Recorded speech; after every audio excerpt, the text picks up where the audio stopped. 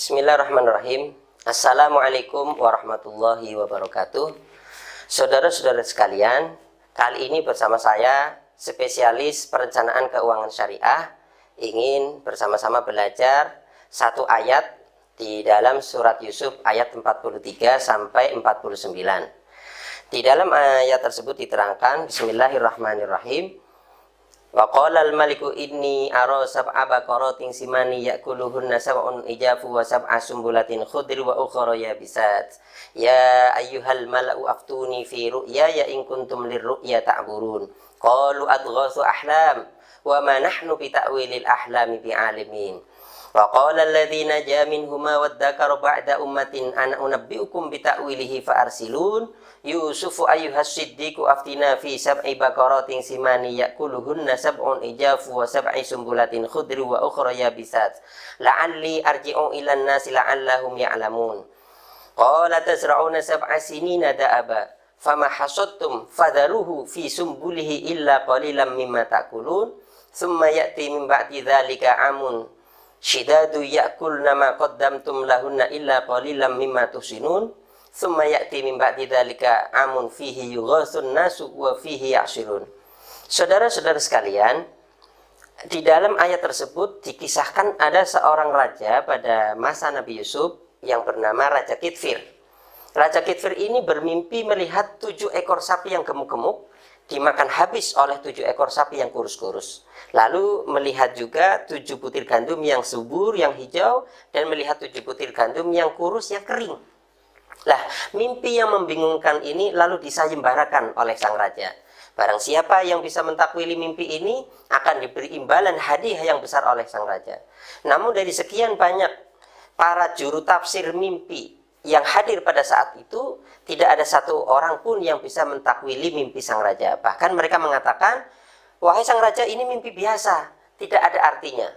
Lalu salah satu pembantu sang raja menyampaikan, wahai sang raja, ada satu orang yang bisa mentakwili mimpi. Saya pernah melihat orang tersebut dan terbukti mimpinya, tafsirnya itu benar. Siapa? Yusuf namanya.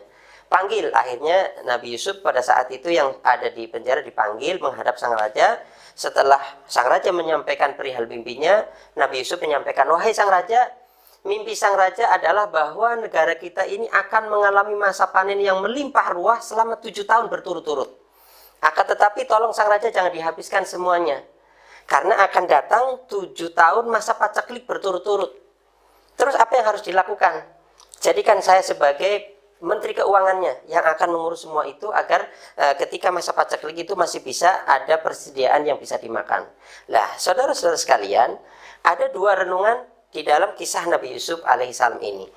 Yang pertama adalah kita sebagai seorang muslim, manusia yang dhaif, manusia yang lemah, tidak boleh hanya bisa mengandalkan akal pikiran kita. Karena akal pikiran kita itu tidak bisa menjangkau, bisa menyelesaikan berbagai masalah yang ada di sekitar kita. Sudah banyak orang-orang yang selalu mengandalkan akal pikirannya di sekitar kita, merasa bahwa dirinya masih kuat, dirinya itu kaya, tidak akan bangkrut, dan sebagainya.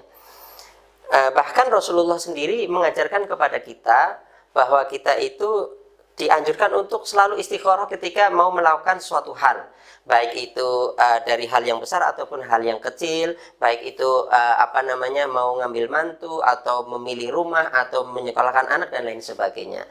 Untuk itu kita itu dianjurkan untuk selalu memohon pertolongan kepada Allah SWT.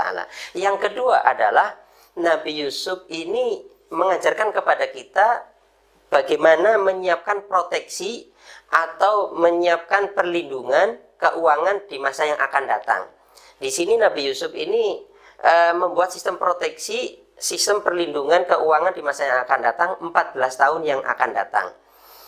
Artinya apa? Bahwa pentingnya perlindungan, proteksi, atau bahasa kita ini asuransi, adalah jaga-jaga bagaimana mempersiapkan diri kita di masa yang akan datang ketika terjadi risiko yang tidak baik atau yang kurang baik menimpa kepada kita sekalian. Oleh karena itu, saudara-saudara sekalian, mari kita bersama-sama untuk menyiapkan keuangan kita, menyiapkan proteksi perlindungan untuk masa yang akan datang, baik untuk diri kita ataupun keluarga kita. Jaga-jaga ketika takdir yang buruk itu datang menimpa kita, kita sudah mempunyai persiapan.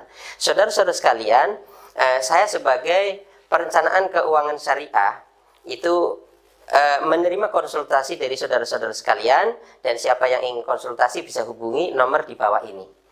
Sekian dari saya seputar tentang konsep perekonomian syariah atau perencanaan keuangan syariah. Mudah-mudahan bermanfaat buat kita sekalian. Dari saya, billahi taufiq wal hidayah. Wassalamualaikum warahmatullahi wabarakatuh.